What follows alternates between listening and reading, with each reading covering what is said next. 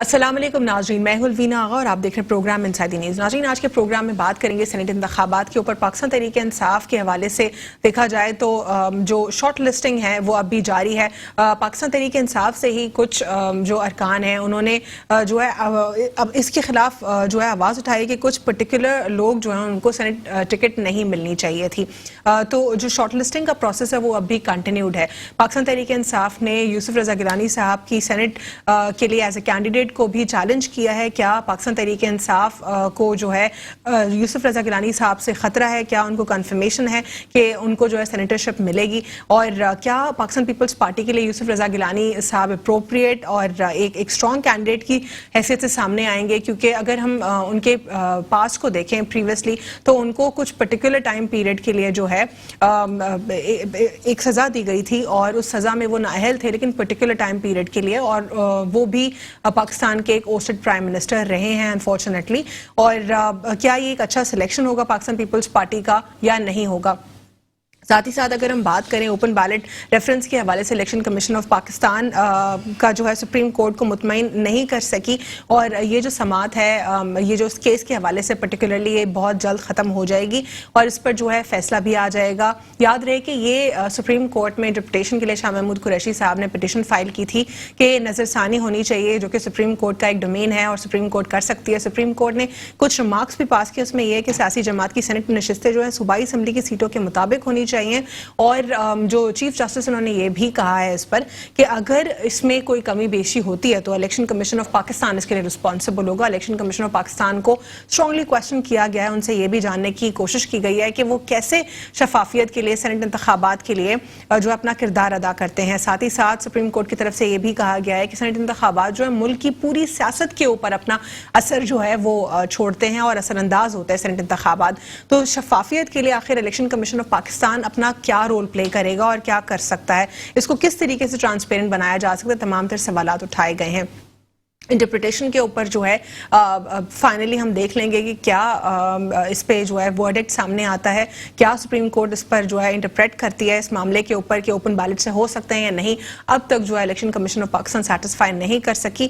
मजीद ये देखना है कि जो प्रेसिडेंशियल ऑर्डिनेंस है जो कि इन्फोर्स हो जाता है 120 डेज के लिए, क्या वो इन्फोर्स होगा और क्या ओपन बैलेट के थ्रू होगा इलेक्शंस? और ओपन बैलेट के थ्रू अगर नहीं होंगे तो उसी तरीके से सीक्रेट बैलेटिंग के थ्रू इलेक्शंस होंगे या नहीं हो पाएंगे, या कोई चेंजेस आ सकती हैं? जो अपोजिशन जमाते हैं वो शायद साथ दे दें इस वक्त हुकूमत का या नहीं।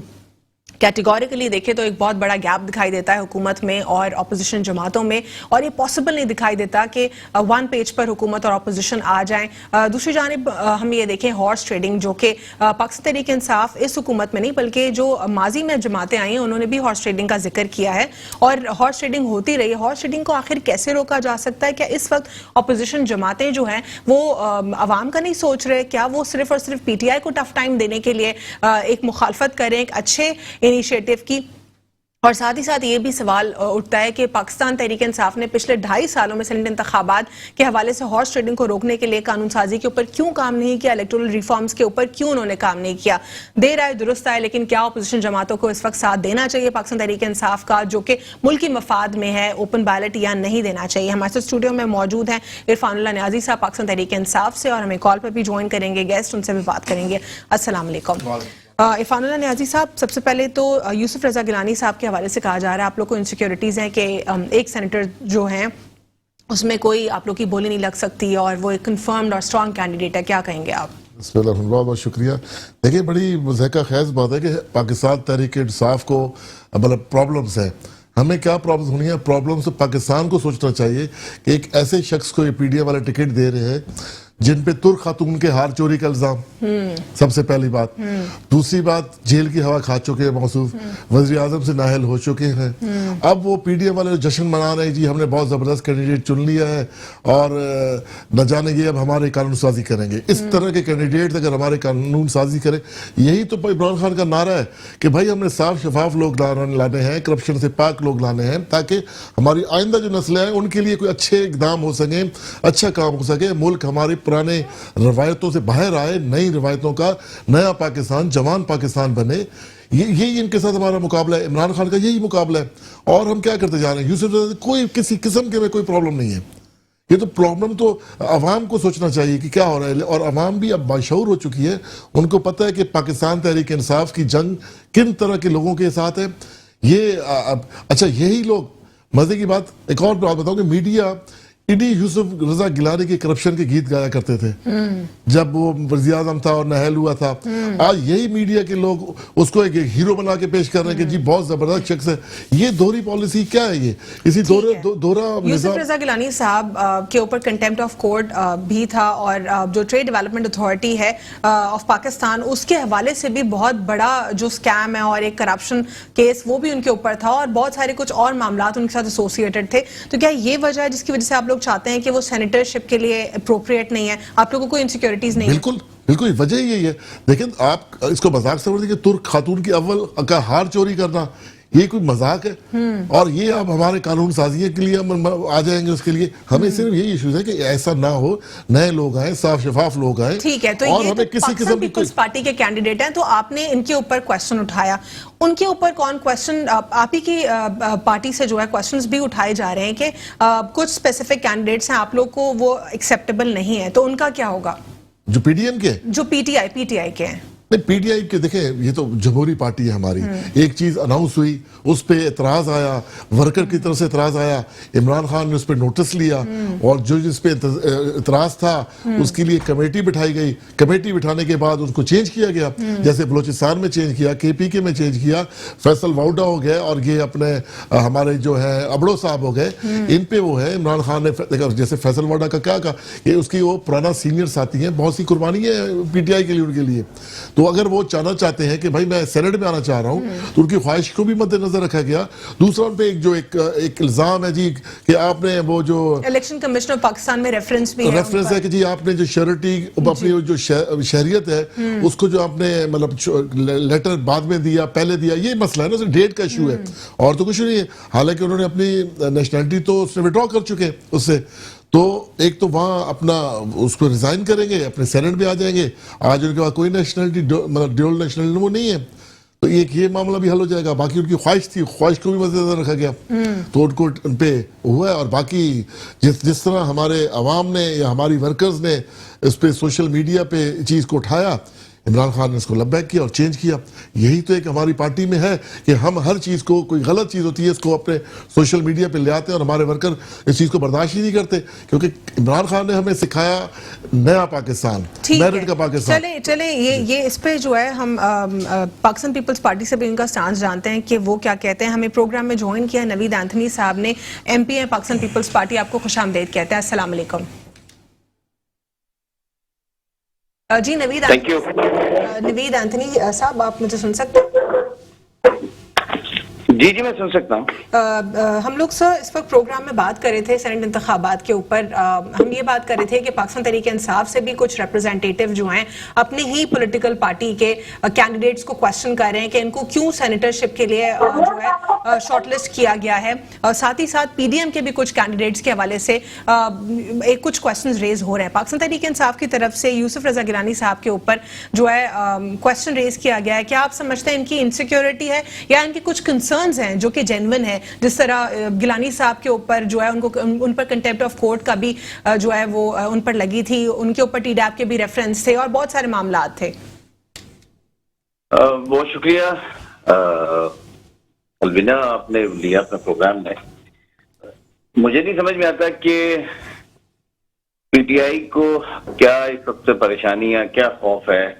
PDM की ये जो एक पॉलिटिकल मूव है, कह लीजिए इसको एक स्ट्रेटेजिकल मूव कह लीजिए, लगाए, देखिए ऑब्जेक्शन लगाए तो ये उनका राइट है, वो करें, ऑब्जेक्शन लगाएं।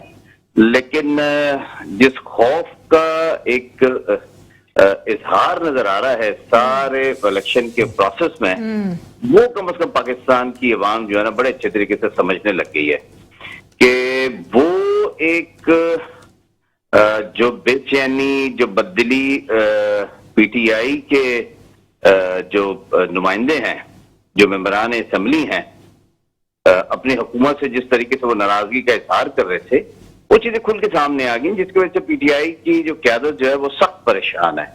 एंथनी, मैं इस वक्त जो है पीटीआई के रिप्रेजेंटेटिव से सवाल कर रही थी कि यूसुफ रजा गिलानी साहब एक तो सीनियर जो है पॉलिटिशियन है, उनको अप्रोप्रिएट समझा गया पाकिस्तान पीपल्स पार्टी की तरफ से।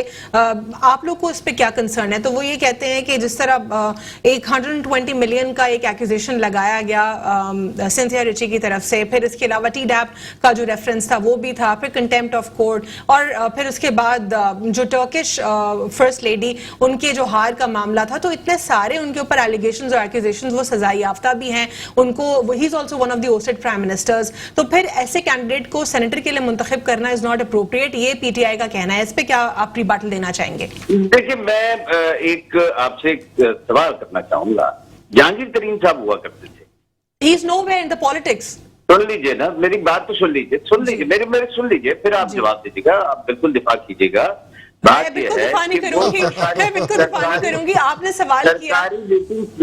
सरकारी मीटिंग्स में वो किस हैसियत से बैठा करते थे? ठीक है, जबकि वो नाअहल भी करार दे दिए गए थे, तो वो किस कैपेसिटी में बैठा करते थे? किस कैपेसिटी में इस मुल्क के अवाम की किस्मतों का फैसला किया करते थे? लेकिन इस तरह तो हमारी सियासत में फिर अदी फरियाल तालपुर साहिबा भी मौजूद है, फिर मरियम नवाज साहिबा भी मौजूद है। फाइनली अब ओहदे हैं उनके पास, लेकिन एक जमाने तक कोई ओहदा नहीं था। हमारी सियासत में परवेज खटक भी मौजूद है, हमारी सियासत में खुसरो बख्तियार भी मौजूद है, हमारी सियासत में तो फिर बहुत सारे नाम है ना जी, जिनके ऊपर पीटीआई की हुकूमत बात नहीं करती। हमारी सियासत में वो भी लोग शामिल हैं जिनको ये कहते थे पंजाब के सबसे बड़े चोर हैं, और पंजाब का सबसे बड़ा जो है ना वो सूबे का स्पीकर बना दिया गया। तो इखलाकियात की धज्जियां तो उन्होंने खुद उड़ाई है ना। अगर इनको इखलाकियात या कानून का, आइन का इतना ही लिहाज रखना है, इतना ही पास रखना है, तो अपने गिरबान में पहले झांके, लेफ्ट राइट झांके, वहां से इंसाफ करे, वहां से इंसाफ करे। एंथनी, एक और कंसर्न है जो कि इस वक्त कुछ एनालिस्ट का कंसर्न है। वो ये कहते हैं कि ठीक है, पाकिस्तान पीपल्स पार्टी के कैंडिडेट्स जो है सीनियर कैंडिडेट्स हैं जिनको शॉर्टलिस्ट किया गया है सेनेटरशिप के लिए, लेकिन शहरी रहमान और फिर कुछ और रिप्रेजेंटेटिव ऐसे हैं जो कि ऑलरेडी मल्टीपल टाइम सेनेटरशिप जो है उनको एक्सरसाइज कर चुके हैं।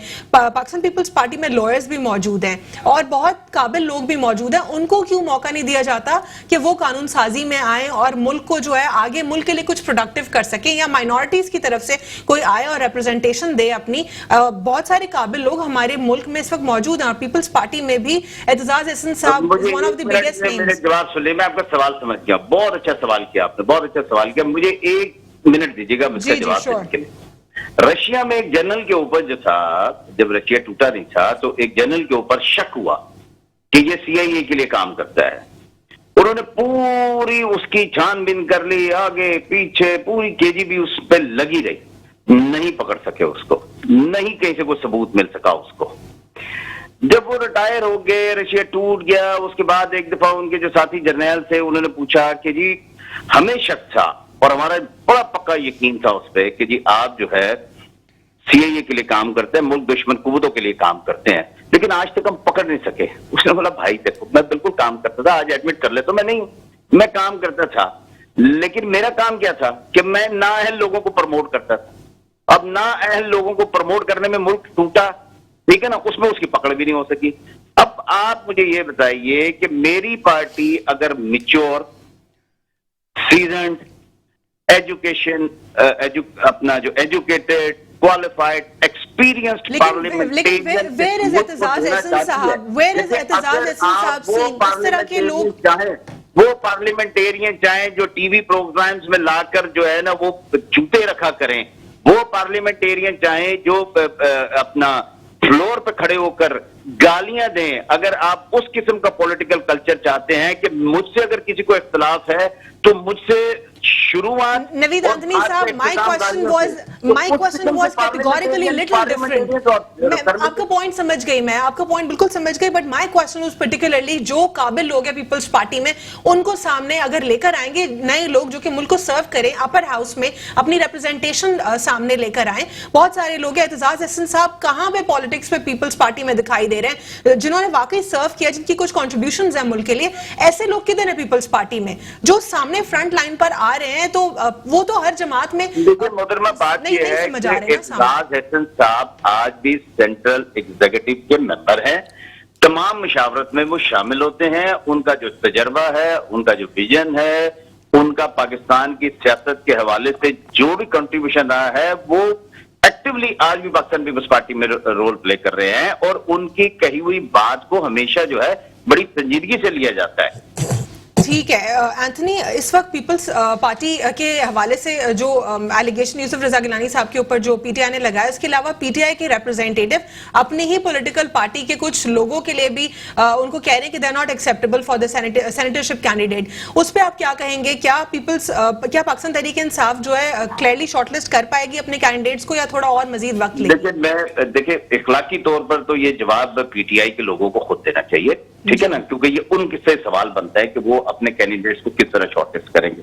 लेकिन मैं बैसियत एक सियासी वर्कर एक सिर्फ बात ऐड करना चाहूंगा, जवाब आप उनसे लीजिएगा। बात ये है कि जिन लोगों ने 22 साल इस सियासी जमात में अपनी जिंदगियां लगा दी, वो आज पीटीआई में आपको नजर नहीं आ रहे। सिंध का अपोजिशन लीडर की आप उम्र देख लीजिए कि पीटीआई में क्या है। पूरी पीटीआई सिंध के पास कोई ऐसा शख्स मुयस्सर नहीं है कि जिसको आप जो है वो पार्लियामान के अंदर जो है ना उसको अपनी पार्टी की नुमाइंदगी के लिए रख सकें, उसको सिंध की सदारत के लिए रख सकें, ठीक है ना। पूरी वफाकी हुकूमत में देख लीजिए कि पीटीआई के लोग आपको कहां नजर आते हैं। ये एक सियासी वर्करों के साथ इतनी बड़ी ज्यादती है। मैं पीटीआई की जो भी पॉलिसी है उससे मुझे मतलब कोई ताल्लुक नहीं है, लेकिन बीइंग पॉलिटिकल एक्टिविस्ट एक पॉलिटिकल पार्टी को इस किस्म की जो सियासी मूवमेंट का हिस्सा बनने वाले लोग होते हैं, इस तरह डिस्करेज नहीं करना चाहिए, इस तरीके से उनके जज्बात के साथ नहीं खेलना चाहिए। देखिए आप एक ने लाड़काना से एक ऐसे शख्स को ले लिया कैंडिडेट जिसके घर आप तीतर बटेर और हिरन खाते रहे हैं, आपकी पार्टी के चेयरमैन जाकर तीतर हिरन बटेर खाते रहे हैं, क्या उन पे केसेस नहीं है? एक ऐसे शख्स को already it's in the process, वो उस पे वो कह रहे पीटीआई के रिजॉल्व हो रहा है उस पे। देखिए बात ये है कि जब मीडिया में कोई बात आ जाती है, कोई फिर उस पे लोग खुलकर जब इनसे बात ये करते हैं कि ये तो वही सियासी जमात है जो हुकूमत में आने से पहले अपनी जमात का जमा किया हुआ फंड खा गई थी, तो ये तो हॉर्स ट्रेडिंग से पहले ही पैसे ले लेके टिकटें बेच रही है। ठीक है नवीद आंतनी साहब, मुझे एक वक्फा लेना है, उसके बाद यहीं से कंटिन्यू करते हैं after short break. Stay with us inside the news. Welcome back after break. नाज़रीन, ब्रेक से कबल पाकिस्तान पीपल्स पार्टी का स्टांस हमने जाना कि यूसुफ रजा गिलानी साहब जिनके हवाले से पाकिस्तान तहरीक इंसाफ ने एक क्वेश्चन उठाया है, वो समझते हैं कि अप्रोप्रिएट नहीं है। बहुत सारे रेफरेंसेस सिंथिया रिची जो है उन्होंने भी एलिगेशंस लगाए उनके ऊपर, और इसके अलावा टीडैप का जो एक केस है कितने साल चला, वो कितनी बड़ी एक पाकिस्तान ट्रेड डेवलपमेंट अथॉरिटी के हवाले से कितना एक बड़ा क्वेश्चन मार्क था, कंटेम्प्ट ऑफ कोर्ट का मामला था। और लेकिन पाकिस्तान पीपल्स पार्टी समझती है कि वो उनके एक सीनियर पॉलिटिशियन है, सीजन पॉलिटिशियन है, और वो अपना एक अच्छा रोल प्ले कर सकते हैं सेनेट में, और वो अपर हाउस के लिए बिल्कुल ही अप्रोप्रिएट है। ये पीपल्स पार्टी का स्टांस है, जबकि पीटीआई का स्टांस इसके अलावा बिल्कुल ही कॉन्ट्ररी है जो पीपल्स पार्टी इस वक्त समझती है। तमाम जो पॉलिटिकल पार्टी शॉर्टलिस्ट करें अपने कैंडिडेट्स को, पाकिस्तान तहरीक इंसाफ भी शॉर्टलिस्टिंग कर रही है, लेकिन जो मामला इस वक्त गड़बड़ दिखाई दे रहे हैं सबसे ज्यादा वो पीटीआई के हवाले से दिखाई दे रहे हैं। इस पे इरफान साहब क्या समझते हैं जो गड़बड़ है आपकी कैंडिडेट्स के हवाले से, कंफ्यूजन है, आपके अपने ही लोग जो है क्वेश्चन कर रहे हैं, तो कैसे इसको आप लोग जो है फाइनलाइज करेंगे, और फाइनल लिस्ट जो है कैंडिडेट्स की वो कब तक आप लोग फाइनल करेंगे? देखिए गड़बड़ तो तकरीबन ऑलमोस्ट ख़त्म हो चुकी है। बलूचिस्तान में इशू था वो रिजॉल्व हो गया, केपी में था रिजॉल्व हो चुका है, पंजाब में कोई ऐसा सच कोई इशू नहीं आया। सिंध की जहाँ तक बात है, फैसल वाडा को खान साहब ने कंफर्म कर दिया।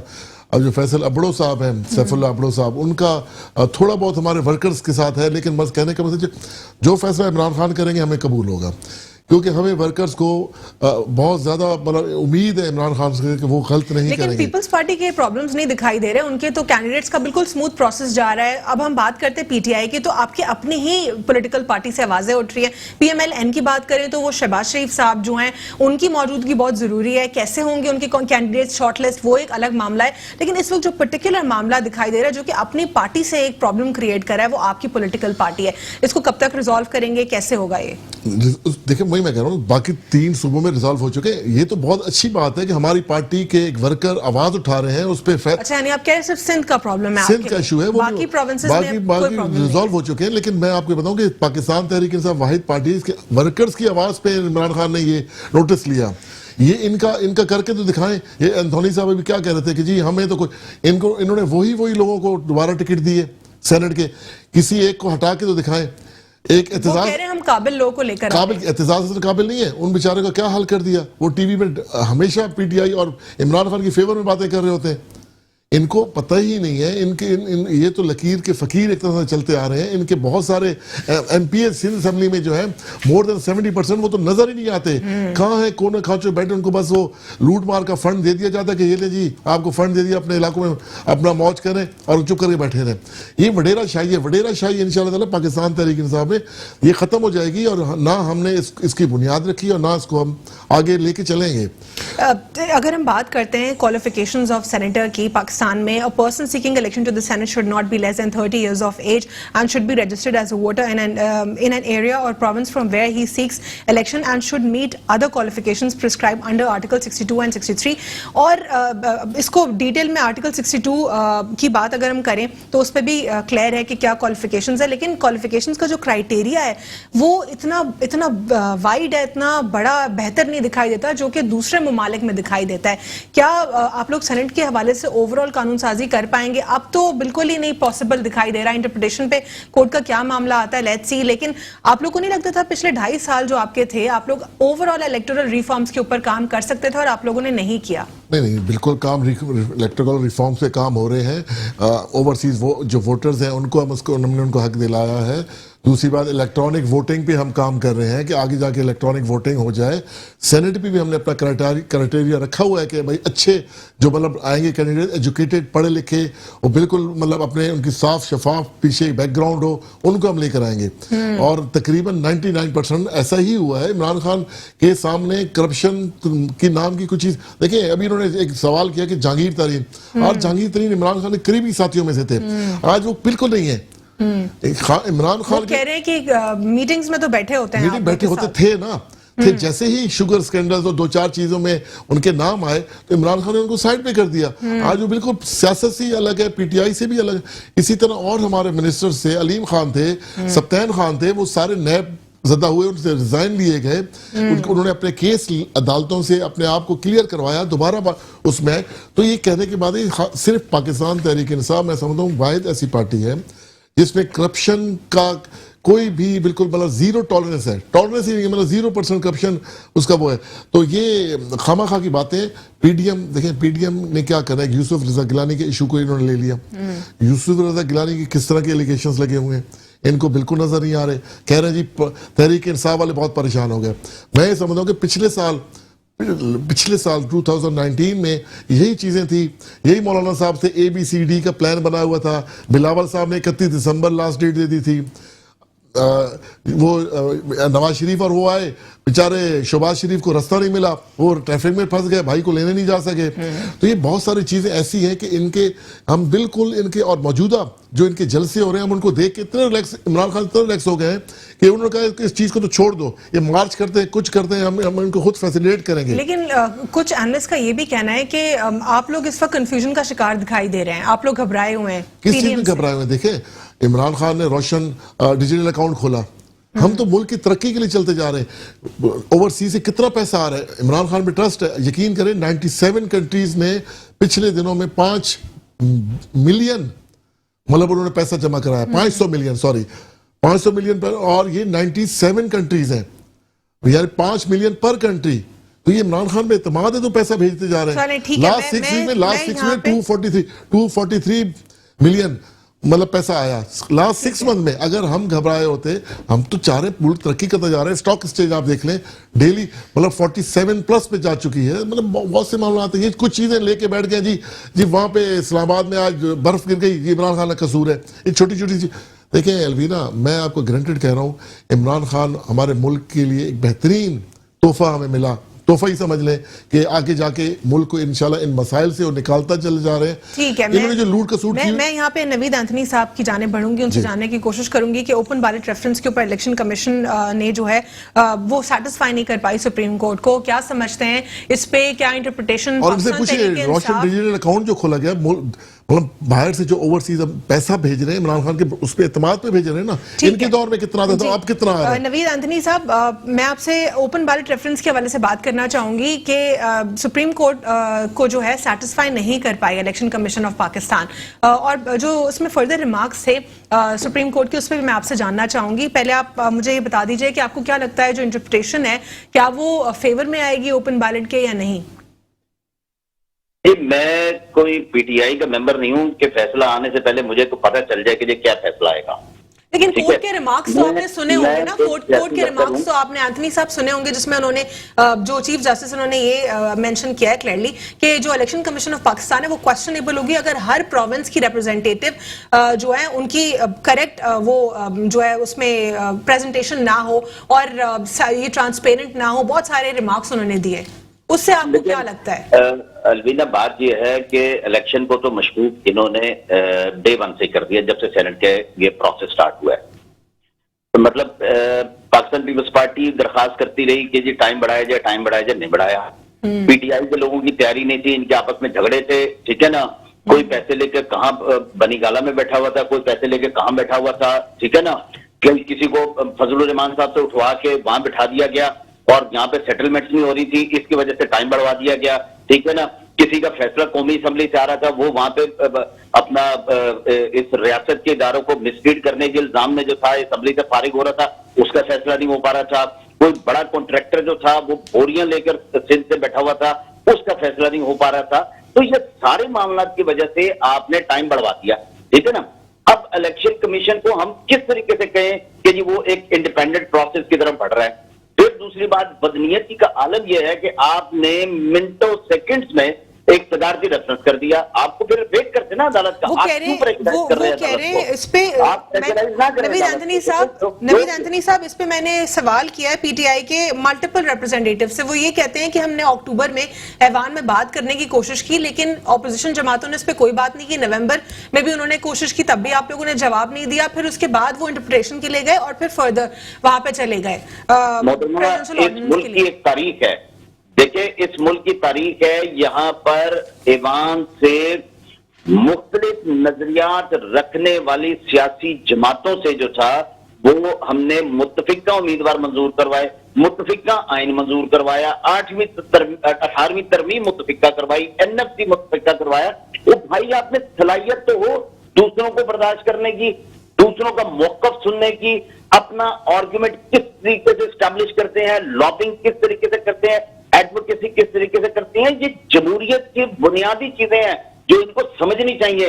अगर आपका पॉइंट ऑफ व्यू दूसरे के समझ में नहीं आ रहा था, एक नशिस्त में नहीं आता, दो में नहीं आता, तीसरे में नहीं आता, चौथी में नहीं आता, लेकिन इसका यह मतलब नहीं है कि वो पार्लियामेंट जहां पर कानून साजी होती है उसके दरवाजे बंद करके आप सदारती ऑर्डिनेंस के जरिए अपनी मर्जी का फैसला करवाएं। इस तरह नहीं होता पार्लियामेंट में, ठीक है ना। ये इनको सीखना चाहिए। दूसरी बात मैं ये कहना चाहता हूं आपसे कि वजीर आजम साहब की वो हरकत जो दुनिया ने देखी कि जब मुख्तलिफ सियासी जमातों के लीडरान ने इनको अपनी हमायत हर तरीके से दिलाई, आपको याद होना चाहिए, और ये उठ के चले गए। जब आप इस किस्म के एटीट्यूड के साथ जाएंगे कि मैं रियासत चलाऊं, देखिए जो हुकूमत होती है ना उसकी ये बुनियादी जिम्मेदारियों में शामिल होता है कि कंसेंसस वो डेवलप करे। अगर आप कंसेंसस डेवलप नहीं कर रहे या नहीं कर पा रहे तो इट्स योर फेलियर, ठीक है ना। ये उनका फेलियर नहीं है, ये आपका फेलियर है कि आपने खुदा ने इतनी सलाहियत नहीं दी हुई कि आप अपना हम ख्याल बना सके, जिस चीज को आप बेहतर समझते हैं आप उसके लिए लॉबी कर सके। आप नहीं कर सकते, ये आपको पहला फेलियर था कि जो हाल पार्लियामेंट में हुआ आपने जबरदस्ती सदारती ऑर्डिनेंस के जरिए करवा दिया। आप माने कि आप में ये सलाहियत नहीं है, आप जमहूरी लोग नहीं है, आपको ये तरीकाकार नहीं आता कि किस तरीके से कानून साजी होती है। आपको अगर कानून साजी का पता होता तो पार्लियामान की बालादस्ती होती। एक तवील फहरिस्त नहीं है, तवील एक लंबी लिस्ट है आपके पास सदारती ऑर्डिनेंस की। ठीक है, 22 करोड़ आवाम को मतलब हम ख्याल इमरान खान ने बना लिया, इन चोरों डकैतों की हमें बनाने की जरूरत ही नहीं है ना, हमें जरूरत ही नहीं है। नवीद एंथनी साहब, आई गॉट योर पॉइंट, आपका पॉइंट आ गया मेरे पास। सुनिए, फॉरेन फंडिंग का इनको बड़ा वो आ रहा है, ये फॉरेन फंडिंग का केस इन्हीं की जमात के लोगों ने किया हुआ है। ठीक है, करेक्ट, कोर्ट में चल रहा है ना, वो तो कोर्ट में चला जो इलेक्शन कमीशन ने जो फैसला मसला आएगा हमें कबूल होगा। क्विकली एंथनी साहब, मुझे वक्फे पे जाना अरे आपके लोग तो नैबज़दा हो चुके हैं, आपके लोग तो नैबज़दा हुए हैं भाई, नैबज़दा हुए हैं। लाखों करोड़ों रुपए खा के बैठे हुए, अरबों रुपए मुल्क के खा के बैठ गए हो भाई। आप लोग तो नैबज़दा हो यार। फंडिंग सारी क्लियर हो जाएगी, फंडिंग सारी क्लियर हो जाएगी इंशाल्लाह। मैंने वक्फे पे जाने अपने अपनी हाँ जी, ये पीडीएम मीडियम में सब खत्म हो जाएगा, आपकी बालियां खत्म होने वाली है, आपकी बालियां खत्म होने वाली है। मैं आपको क्लियर बता दूं। इरफान साहब मैं आऊंगी आपकी जानिब। मैं भी बोलने नहीं दूंगा। जी नवीद एंथनी साहब जरा क्विकली। मैं भी बहुत बात करता हूँ, मैंने अगर तामुल से इनको सुना है तो इनको भी मेरा जी वो सुन रहे हैं आपको। जी आप क्विकली वाइंड अप कर दीजिए, मैंने वक्फे पे जाना है। आप इनको ये बताइए कि आईएमएफ की शराइत, ये जो बिजली की सूरत में आपने बढ़ाया है, आपको भी कर्जा मिलने जा रहा है, आप किस तरक्की की बात कर रहे हैं कि आईएमएफ से पैसे लेके इस मुल्क के अवाम की जितनी अगर थोड़ी बहुत सांसें बची हैं, आप देखें कितने अरसे में आपने बिजली बढ़ाई है, 2.5 माह में देखे तो कितने बार आपने बिजली बढ़ाई है। कोई शर्म ही नहीं आती आप लोगों को कि जो कुछ बच गया इस मुल्क के लोगों का खून, वो भी आप आईएमएफ के जरिए चूसना चाह रहे हैं। अगर आपको इतना ही ख्याल है ना कि अपनी ईमानदारी का इतना ही आपने को तुरंत इम्तियाज बनाया हुआ है, तो भाई पहले फौरन फंडिंग के इसे जवाब दो। ठीक है, got your point Naveed Anthony साहब, बहुत बहुत शुक्रिया प्रोग्राम में शिरकत करने के लिए। मैंने वक्फे पे जाना है, उसके बाद यहीं से कंटिन्यू करते हैं आफ्टर शॉर्ट ब्रेक से। Inside news, welcome back after break. नाज़रीन, ब्रेक से कबल हम बात कर रहे थे सेनेट इंतखाबात के ऊपर, और मैं दोबारा आऊँगी यहाँ पे पाकिस्तान तहरीक इंसाफ का जो है इस पर मौक़िफ़ जानूंगी कि अपोजिशन का क्लेम है कि पिछले 2.5 साल में कोई कानून साजी या इलेक्टोरल रिफॉर्म्स की तरफ पाकिस्तान तहरीक इंसाफ नहीं आ सकी, जबकि रिबाटल जो है मेरे पास इस वक्त आया वो ये है कि न्याजी साहब कहते हैं कि हमने जो है ई वोटिंग की तरफ गए हम, और जो ओवरसीज़ है उनको राइट्स के लिए जो है हमने काम किया, और मज़ीद जो कुछ इलेक्टोरल रिफॉर्म्स हैं उनके ऊपर बात नहीं हो सकी। ऑपोजिशन का कहना है, क्या कहेंगे आप इस पर? देखिए, मामला वहीं तक आ गए, ये जो पीडीएम वाले शोर कर रहे हैं कि सिर्फ इनका एक ही वो है, सेनेट में पिछले 2 महीने से ये कह रहे हैं कि जी आपने मतलब सदारती ऑर्डिनेंस निकाल लिया। 2 महीने से इन्होंने असेंबली में जो हाल किया, सीटियां बजा रहे हैं। अगर हम उस पर बात करना चाहते हैं, इमरान खान ने 3 दफा कहा कि मैं मतलब उन्होंने कहा असेंबली में मैं आके इनसे मतलब स्पीक करूंगा, लेकिन नहीं चाहते थे कि असेंबली का जो माहौल है वो अच्छा रहे, और उसी चीज में कामयाब रहे, जिसकी वजह से ये ऑर्डिनेंस लाना पड़ा। क्योंकि हम तो चाह रहे हैं कि ये रिफॉर्म्स हों अच्छे, ताकि आगे जाके ये जो मतलब पैसे की हेर फेर है, पैसे की मतलब गेम है, क्यों हमारे सेनेट के इलेक्शन होते हैं और आम लोगों के जहनों में आ जाता है कि जी पैसा चलेगा। इस चीज को हम खत्म करना चाहते हैं कि ये मामला खत्म हो, जिसकी वजह से शो ऑफ हैंड होगा। अगर कोई बंदा सामने, मुझे किसी ने वोट करना होगा तो सामने वोट करेगा, हमारी पार्टी को पता चलेगा, उनकी पार्टी को भी पता चलेगा कि उनके मेंबरान। आज देखें, सुप्रीम कोर्ट ने यह भी कह दिया कि सीटों के हिसाब से अगले के सेनेटर आने चाहिए। तो क्यों ऐसा होता है, क्यों ऐसा मतलब प्रॉब्लम आती है? तो इसी चीज को मद्देनजर रखते हुए शो है, तो इनको जब ये कहते हैं कि जी ठीक है हम भी करप्शन से नहीं चाहते, तो फिर इनको क्या एतराज है? इनको तो एग्री करना चाहिए।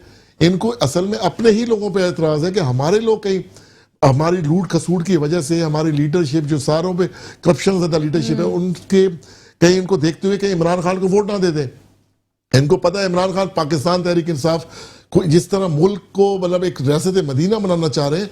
देखिए, हर किसी के ज़मीर में की आवाज़ उठती है, यार हमारा मुल्क कहाँ जा रहा है, हमारे बच्चे कहाँ जा रहे हैं, हमारे स्कूलों की सिंध में हालत देख लें, मतलब उनमें गद्दे बहस। अपोजिशन, इनको अलीम आदिल शेख से क्या इशू था? इशू यही था कि उनको एक्सपोज कर रहा था सिंध में जाके। इनकी लड़काना जैसे, जो इनका लड़काना जिसको कहते हैं कि जिसके नाम पे वहां इनके कब्रें, उनके नाम पे वोट ले रहे हैं ये लोग, वहां इनके स्कूल दिखा दिए कि जहाँ गद्दे भैंसे बंधी हुई हैं, सड़कें दिखा दी, नालियां दिखा दी। ये कसूर था उनका अलीम आदिल शेख का। आप कहते हैं कि जी हमने उनका वो इंक्रोचमेंट थी, तो सुप्रीम कोर्ट ने कहा है कि सर्कुलर रेलवे के इर्द गिर्द जो इंक्रोचमेंट है उसको खत्म करो। 6 महीने से वो कह रहे हैं। ट्रैफिक का क्या हाल हो गया कराची का? अब तो लोग बीआरटी की तस्वीर लगाते हैं, मेट्रो की इस्लामाबाद की लगाते हैं, रावलपिंडी की लगाते हैं, कराची की मिनी बस की लगा देते हैं। ये सोशल मीडिया पे चल रहा है। इनको ये चीजें नजर नहीं आती। इनको ये चीज नजर की जी अलीम जिसकी इंतकामी कार्रवाई उससे किस तरह ली जा रही है कि उनको एक अपोजिशन लीडर पे केस बनाए जा रहे हैं। ऐसा कहीं नहीं होता। इनकी सिर्फ बौखलाहट है कि आगे जाके अगर ये अपने मकसद में इमरान खान कामयाब हो जाते हैं तो 2023 में तो पूरे पाकिस्तान में पीटीआई होगी। हमारी 70% यूथ आज भी इमरान खान में एतमाद करके बैठी हुई है। सिर्फ इनके ये प्रॉब्लम है कि आगे जाके हम क्या करेंगे। सेनेट में इनके सेनेटर पूरे आने नहीं है, इंशाल्लाह ताला हमें उम्मीद है। लेकिन इस वक्त जो गड़बड़ दिखाई दे रही है आप ही की पॉलिटिकल पार्टी से दिखाई दे रही है ना, कोई शॉर्टलिस्ट करने की कोई डेडलाइन है कि मतलब क्योंकि वक्त करीब आ गया है। देखिए वो एक हमारा इंटरनल मसला है ना, हमारी पार्टी का इंटरनल इशू, इनको इस पे क्या एतराज है, वो इंटरनल इशू है। वर्कर की आवाज गई है, खान साहब ने उन तक वर्कर की आवाज पहुंची है, उस पर उन्होंने एक्शन लिया हुआ है, वो उसको मतलब एक चीज को सॉर्ट आउट कर रहे हैं, कमेटी बन चुकी है, 2-3 दिन से रेगुलर उस पर इजलास हो रहे हैं। और जो इनकेस अगर इंटरप्रिटेशन आपके हक में नहीं आती है और ओपन बैलेट जो है नहीं इन्फोर्स होता और जो सदारती ऑर्डिनेंस जो आया है वो भी इन्फोर्स नहीं होता, लेकिन technically as per the law तो वो इन्फोर्स हो जाता है, 120 दिन के लिए वो वैलिड होता है। अब उस पर फिर नया पाकिस्तान की सियासत में क्या होगा, क्या डेवलपमेंट आएगी, वो तो हमें देखना है अभी। इस सेनेट इंतखाबात के बाद क्या आप लोग फिर कोशिश करेंगे कि दोबारा से सेनेट के लिए ओवरऑल कानून साजी हो सके, ऐसे कैंडिडेट्स आए जो अपर हाउस के लिए एलिजिबल हो, जो कानून साजी कर सके और जो पाकिस्तान की और हर सूबे की सही माना में रिप्रेजेंटेशन कर सके? इंशाल्लाह ऐसे ही होगा और हमें उम्मीद है कि ये कोर्ट से भी ऑर्डर आ जाएगा, क्योंकि कोर्ट में भी पाकिस्तानी बैठे हैं, वो भी चाहते होंगे कि यार मुल्क में अच्छा एक सिस्टम आ जाए। जिसी तरह वोटिंग का कहा हम उस पर लगे हुए हैं, इसी तरह जो ओवरसीज के वोटिंग का हक देना उनके भी हम मतलब काम जारी है। तो दूसरी बात है कि बिल्कुल, और बल्दियात के इलेक्शन में हमने तो अपने तौर पे पाकिस्तान तहरीक ने क्राइटेरिया रख दिया है कि अगर एक बंदा काउंसलर का इलेक्शन लड़ेगा तो कम से कम इंटर पास हो। ये हम पाकिस्तान तरीके ने अपना क्राइटेरिया बनाया गया, वरना उसको टिकट नहीं मिलेगा। लेकिन जो कि एक ओवरऑल एक कानून था पहले कि तालीम का कोई इशू नहीं है, लेकिन पाकिस्तान तरीके अपने तौर पे ये बिल्कुल इस पे कोशिश में है और मुल्क की सतह पे भी चाहते हैं कि इसको इम्प्लीमेंट कराया जाए। ठीक है, ये इंटरनली तो आप लोग इसके ऊपर काम कर रहे हैं, ये तो बहुत अच्छी बात है, लेकिन इसको ओवरऑल अगर हम हर पोजीशन को अपग्रेड कर दें कि उसकी क्या क्वालिफिकेशन होती है, तो इससे ये है कि पूरे मुल्क में एक पॉजिटिव जो है इम्पैक्ट क्रिएट होगा। इसके ऊपर भी क्या आप लोग ओवरऑल अमेंडमेंट की तरफ जाएंगे? लेकिन उसके लिए आपको ऐवान में जाना पड़ेगा। ऐवान में तो आप लोग साथ बात ही नहीं कर पाते, पीडीएम हमें सामने जो है रोड्स पर दिखाई दे रही है और ऐवान में जब बात होती है तो सिर्फ और सिर्फ लड़ाई और झगड़ा होता है। कैसे करेंगे प्रोडक्टिव काम? मैंने कह दिया ना, पीडीएम तो चाहिए भी किसी तरीके से मामलात इतने बिगाड़ दिए जाए कि ये मसले बसा इलेक्शन का प्रोसेस रुक जाए, लेकिन अल्हम्दुलिल्लाह वो अपने टाइम पे होगा। देखिए पाकिस्तान तहरीक इंसाफ, लेकिन नवीद आंतनी साहब ये कह रहे हैं कि आप लोग को जो है लॉबिंग नहीं आती, आप लोग को डिप्लोमेसी नहीं आती, आपको पॉलिटिक्स नहीं आती, आप लोग साथ इनको वन पेज पर खुद लेके चल ही नहीं सकते। इससे पहले भी तो अमेंडमेंट्स होती रही हैं, कानून साजी होती रही है। आप लोगों ने ऑपोजिशन को इतना गैप क्रिएट कर लिया है हुकूमत और अपोजिशन के दरमियान कि अब वो बिल्कुल ही आपके अगेंस्ट हैं। देखिए हमारा मौकफ ये है कि जो साफ शफाफ लोग हैं हम उनको साथ चलाने के लिए बिल्कुल तैयार हैं, लेकिन जो नैबज़दा लोग हैं जिन्होंने मुल्क को लूटा हुआ है उनके साथ तो बैठने का फायदा ही नहीं है। उनके साथ हम ताल्लुकात क्यों बढ़ाएं अपने? हमारा स्टांस बिल्कुल ये है कि करप्शन से नहीं, नैबज़दा के साथ आपको 2/3 मेजॉरिटी आपकी मुकम्मल होगी और इन्हीं के साथ आपने जो है काम करना है। देखिए बहुत सारे लोग हमारी पार्टी को ज्वाइन किया, बहुत सारे लोग ये कहते हैं इर्द गिर्द बैठे हुए, अगर वो आगे देखें बाहर से तो इंपोर्ट कोई नहीं कर सकेंगे, यहीं से लोग होंगे, लेकिन जहां तक करप्शन ज्यादा होगा अगर वो सामने आएगा तो वो पाकिस्तान तहरीक इंसाफ का हिस्सा नहीं रहेगा। ये बिल्कुल क्लियर है। दूसरी बात देखिए, केपी की हमारी गवर्नमेंट आई, एक सिस्टम चला आ रहा था कि स्कूल टीचर चाहे उनको पढ़ाने आए या ना, स्कूल टीचर उन्हें बन जाना है। पाकिस्तान तहरीक इंसाफ की गवर्नमेंट ने टेस्ट का एक निजाम बनाया कि वो टेस्ट देंगे, उसके बाद उसको क्वालिफाई करेंगे, फिर स्कूल में पढ़ाएंगे। मनीकाला के बाहर धरना टीचर्स ने दिया, इमरान खान ने खिताब किया, उन्हीं के इलाके के लोगों ने कहा कि तो बहुत जबरदस्त काम है, अगर मेरा बच्चा एक स्कूल में पढ़ाने जा रहा है और टीचर एलिजिबल ही नहीं है तो मेरे बच्चे को क्या पढ़ाएगा। उन्होंने जाके मुतालबा किया कि बिल्कुल ये टेस्ट होना चाहिए। आज वहाँ क्या सिस्टम हो गया, एक टीचर टेस्ट देता है, अगर उस पर क्वालिफाई करता है स्कूल में आता है। यहाँ क्या है, यहाँ टीचरों ने अभी प्रेस क्लब पे जो मुजाहरा किया था इसी उस पे, मतलब ऑक्सीजन का फार्मूला, साइंस के टीचर को ऑक्सीजन का फार्मूला नहीं आ रहा, अब वो पढ़ा साइंस रहा है। तो ये हाल है, ये इन्होंने स्कूलों का हाल किया हुआ है और ये बातें करते हैं कि जी हम हुकूमत संभालेंगे। पहले मुल्क का क्या हाल कर दिया, करप्शन, लूट, फिर कहते हैं जी बिजली महंगी क्यों कर रहे हो, बिजली महंगी ना करें तो क्या करें। आपने कर्जे इतने ऊपर पहुंचा दिए थे कि उनको कवर करने के लिए हमें महंगाई करनी पड़ रही है। लेकिन आज देखें मामला आस्ते आस्ते ठीक भी हो जाएंगे। हमारी स्टॉक एक्सचेंज बहुत नीचे आ गई थी, लेकिन आज अल्हम्दुलिल्लाह 47,000 क्रॉस कर रही है। हमारे रिजर्व नीचे आ गए थे, आज अल्हम्दुलिल्लाह मतलब एक टारगेट, मतलब एक तारीखी सतह पे हमारे रिजर्व्स होते जा रहे हैं। बाहर के हमारे जो लोग थे उन्होंने पैसा भेजना छोड़ दिया था, आज वो बिल्कुल इत्मीनान करके पाकिस्तान ने पैसा भेजना शुरू कर दिया। मामला बिल्कुल, तभी तो इमरान खान ने कहा 5 साल में कुछ, उसको भी नेगेटिव लेंगे कि इमरान खान गवर्नमेंट नहीं कर पा रहे। इमरान खान ने कहा 5 साल कम है, हम तो वाकई कहते हैं इस मुल्क को सीधी रास्ते पे लाने के लिए हमें टाइम चाहिए।